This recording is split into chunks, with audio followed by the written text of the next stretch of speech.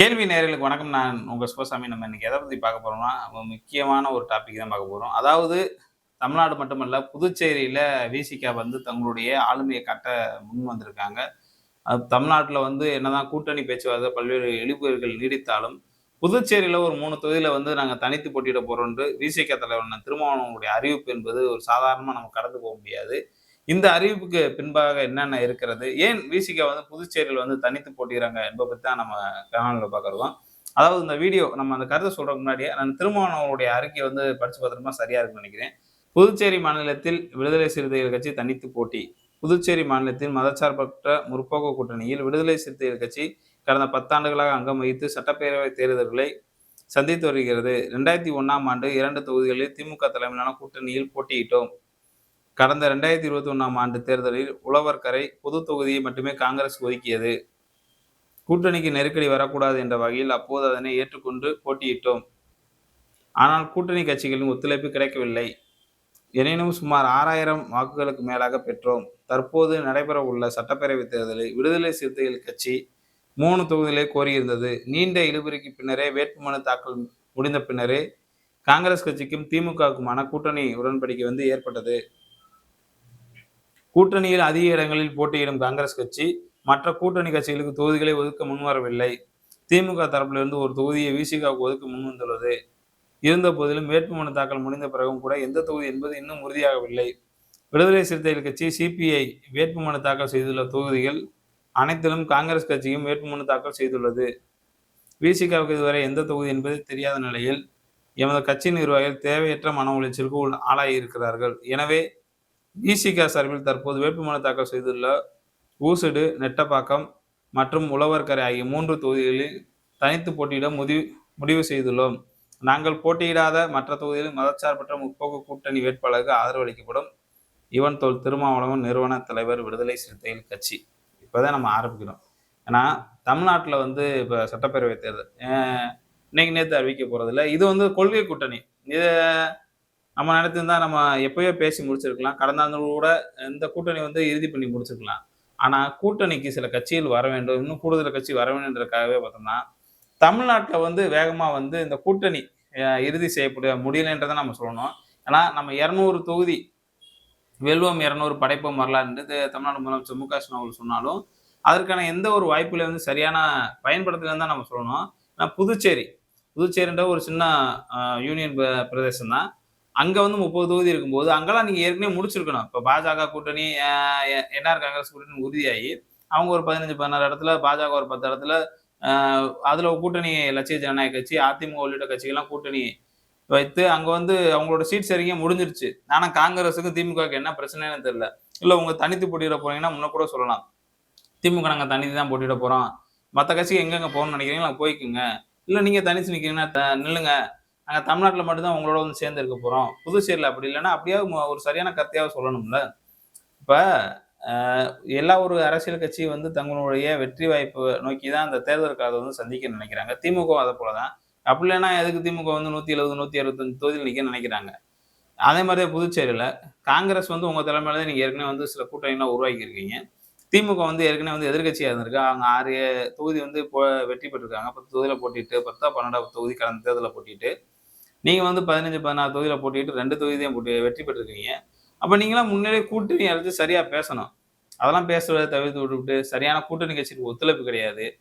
தமிழ்நாட்டிலே அந்த மாதிரியான சூழல் தான் நிலவுகிறது. அதாவது கூட்டணி கட்சிக்கு ஒதுக்கப்படக்கூடிய இடங்கள வந்து சரியாவே திமுக உள்ளிட்ட பல்வேறு கட்சிகள் வந்து வேலை பார்க்கலைன்னு சொல்லி ஒரு கருத்து கூட இருக்கிறது.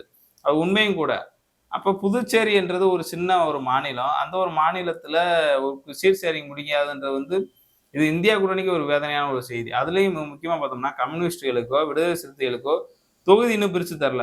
ஏன்னா நான் இன்னையோட கடைசி வேட்புமனு தாக்கலுக்கு வந்து கடைசி நாளு. இனிமே எவ்வளவுதான் பொறுக்க முடியும்? நம்ம கேட்கிறப்ப தமிழ்நாட்டுல வந்து நீங்க இப்ப பல்வேறு அரசியல் கட்சிகள் வந்து அண்ணன் திருமாவளவன் அவர்கள் வந்து இரட்டை இலக்குல வந்து தொகுதி வேணும்னு சொன்னதுல இருந்து, அத எப்படி திருமாவளவன் கூடுதல் சீட்டு கேட்கலாம்? கூட்டணியில வந்து 21 கட்சி இருக்கு, 31 கட்சி இருக்கு. எத்தன கட்சி வேணா இருக்கட்டுங்க. திமுகவுக்குன்னு ஒரு வலு இருக்குல்ல. அவங்க அவங்களுடைய தொகுதியில போட்டியிடுறாங்கல்ல. 150, 160, 120 தொகுதியில போட்டியிடுறாங்கல்ல. அப்ப விசிகாவுக்குன்னு ஒரு வலு இருக்குல்ல. எந்த அளவுல குறைத்து மதிப்பிடுறீங்க? கம்யூனிஸ்ட் கட்சி 2 கம்யூனிஸ்ட் கட்சி இருக்கு. 5 5 குடுத்து ஒதுக்கி விடுறீங்க. மதிமுக வந்து அவங்களுக்கு வந்து 4 சீட்ட குடுத்து ஒதுக்கி விடுறீங்க. ஆளே இல்லாத காங்கிரஸ் கட்சிக்கு வந்து 28 தொகுதி. அத கூட அண்ணன் திருமாவளவன் அவர்கள் கூட நேற்றைய தினம் பார்த்தேன். கலாட்டா பாண்டே அவர்கள் கூட நேர்காணல் குடுத்திருந்தாங்க. அதாவது காங்கிரஸ் கட்சி தான் ஒரு காலத்துல எல்லா கட்சிக்கும் வந்து சீட்டு குடுத்துச்சு. ஆனா இன்னைக்கு சீனியாரிட்டி அதனால இளவட்ட பையன் வந்து ஒரு 100 கிலோ தூக்குறானா, கொஞ்சம் வயதானவங்கனால அவர தூக்க முடியாது. அதனால அவங்கள தள்ளி வச்ச முடியாது. தள்ளி வைக்கணும்னு சொல்லல. காங்கிரஸுக்கான ஒரு நாடாளுமன்ற பிரதிநிதித்துவத்த வந்து திமுக வந்து எங்கேயுமே விட்டுக் குடுத்தது இல்ல. 10 தொகுதி குடுக்குறாங்க. அந்த இடத்துல விசிக்கு 4, 5 தொகுதி கேட்டப்பயே 2 தொகுதி அங்க வழக்கம் போல குடுக்குறாங்க. அப்ப நாடாளுமன்ற தேர்தல்ல வந்து நீங்க எவ்வளவு சீட் வேணா வாங்கிக்கலாம். இதுலயே வந்து கேட்கறது எப்படின்னு தெரியல. 28, 30 தொகுதி எங்களுக்கு குடுங்கன்றது. வேலை பார்க்கறதுக்கு ஆள் இல்ல. எங்கேயாவது ஒரு பூத் ஏஜென்ட் போடுறதா மதுரையில தளபதி அவர்கள் சொன்னாங்க. அது மாதிரி பூத் ஏஜென்ட் போடுறதுக்கு ஆள் இல்ல. ஆனா விசிகாவுக்கு மட்டும் நாங்க வந்து நீங்க வந்து ஒத்துழைக்கணும். கம்யூனிஸ்டுகள் ஒத்துழைக்கணும். மதிமுக ஒத்துழைக்கணும். இஸ்லாமிய இயக்கங்கள்லாம் ஒத்துழைக்கணும். அதே மாரி ஒடுக்கப்பட்ட அருந்ததிய தேவேந்திர வேளா சமூகத்தோட இயக்கங்கள்லாம் ஒத்துழைக்கணும். ஆனா பாஜக உள்ள வந்துரும். ஏங்க பாஜக ஏற்கனவே வந்து 23 மாநிலத்தில வந்து ஆட்சியில இருக்கு. நம்ம அங்க வரக்கூடாதுன்னு நினைக்கிறேன். பெரியாருடைய கொள்கையில வீரியமா நம்ம போராடி இருக்கோம். அதுக்காக வந்து உங்களுக்கு கூட்டணி கட்சிகளுக்கு வந்து தொகுதி குறைக்கிறத நம்ம எப்படி பார்க்கலாம்? ஒரு ஒரு கட்சிக்குன்னு ஒரு பிரதான வலு இருக்கு. அதாவது கிராமப்புறங்கள்ல வந்து இந்திய கம்யூனிஸ்ட் கட்சி இருக்கும். அதே மாரி வந்து தொழிலாளர் வர்க்கம் நிறைந்த ஃபேக்டரிஸ் நிறைந்த இடங்கள்ல வந்து மார்க்சிஸ்ட் கம்யூனிஸ்ட் கட்சிக்கு வலு இருக்கும். அதே மாரி ஒடுக்கப்பட்ட மக்கள் வந்து அதிகமா வசிக்கக்கூடிய பகுதியில விசிகாவுக்கு வலு இருக்கும். அப்ப அவங்களுக்கான தொகுதியில வந்து நீங்க அதிகமா குடுக்க போது தானே அவங்க கட்சிய அடுத்த கடத்துக்கு கொண்டு போக முடியும். இப்ப புதுச்சேரியில பாருங்க அவங்க சொல்றாங்க. இதுவரை நாங்க 2001லேருந்து நான் வந்து 2011ல அவங்களோட கூட்டணிலாம் இருக்கோம். மதச்சார்பற்ற கூட்டணில 10 வருஷமா இருக்கோம். ஆனா அவங்க வந்து சரியான முறையில வந்து இது கையாளல. அ தேர்தல்ல வந்து வேட்புமனு தாக்கல் முடிய போற சூழல்ல தான் அவங்களுடைய கூட்டணி 2 இது திமுக, காங்கிரஸ் கூட்டணின்றதே அறிவிக்கிறாங்க. இது எந்த வகையில நியாயம்னு தெரியல. அப்படின்னு ஒரு கருத்து வைக்கிறாங்க. ஏன்னா தமிழ்நாட்டுல வந்து திமுகன்றது ஒரு பிரதான கட்சி. அந்த கட்சிய நம்பி தான் அடுத்தடுத்த கட்சிகள் வந்து அவங்களுடைய செயல் திட்டத்த வந்து வகுப்பாங்க. அப்ப புதுச்சேரியில வந்து பிரதான கட்சின்னு சொல்லக்கூடிய திமுகவோ, காங்கிரஸோ உங்களுக்குள்ளேயே ஒரு உடன்படிக்கை ஏற்படலன்னா, அப்ப மத்த கட்சிக்காரங்க என்ன பண்ணுவாங்க? இப்ப சில பேர் கூட கேட்கறாங்க. விசிகாவுக்கு எத்தன சதவீத வாக்கு இருக்கு? அவங்க ஆட்சியில் பங்கு, அதிகாரத்தில் பங்குன்னு கேட்கறாங்க. இந்த தேர்தல்ல நிக்கிறாங்க. 3 தொகுதியில போட்டியிடுறாங்க. இனிமே தெரிய போகுது. இனிமே சொல்லுவீங்களான்னு பார்ப்போம். 3 தொகுதியோட வெற்றி அந்த வாக்கு நிலவரம் தானே அடுத்தடுத்து எதிரொலிக்கும். புதுச்சேரியில வந்து கம்மியான வாக்கு தான் இருக்கு ஒரு ஒரு தொகுதிக்கும். அப்ப அதுல இருந்து தானே அவங்க பார்ப்பாங்க. இப்ப நம்ம என்ன சொல்ல விரும்புறோம்னா, விசிகாவையே இந்த நிலைக்கு தள்ளுறீங்கன்னு தான் கேட்கிறோம். அப்ப கம்யூனிஸ்ட் கட்சிகள் இதே நிலைமை. ஏன் உங்களுக்கு வந்து இப்ப தேர்தல் அறிவிக்க விட்டாங்க? எதிர்க்கட்சி பாஜக வந்து அதிமுக வந்து மிரட்டுது. மிரட்டி பணி வைக்கிறாங்க. அவங்கலாம் ஒண்ணுமே இல்ல. அவங்க என்ன அவ்வளவு தேர்தலோட ஓடிருவாங்க, சிதறிருவாங்க, வச்சுருவாங்கன்னு சொல்ற. அவங்க கூட சரியான முறையில வந்து அவங்க சீட் ஷேரிங் முடிச்சுட்டாங்களே. 2 தடவ வந்தாங்க. என்ஆர் காங்கிரஸுடைய தலைவரா கூடிய ரங்கசாமி அவர்கள் கூட எனக்கு புதுச்சேரிக்கு வந்து மாநில அந்தஸ்து வேணும். அதே மாரி அந்த லட்சிய ஜனநாயக கட்சி, அந்த மார்ட்டின் மகன் இருக்காப்புல சார்லஸ்.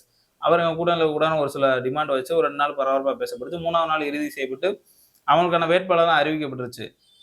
விஜய் கூட நேத்து வந்த விஜய் கூட ஒரு 2 நாளுக்கு முன்பாக வந்து பார்த்தோம்னா, அவங்களுடைய கட்சியினுடைய வேட்பாளர் அறிவிச்சு முடிச்சுட்டாங்க. ஆனா திமுகக்கு எங்க காங்கிரஸ் கட்சிக்கு எங்க சிக்கல்னே தெரியல.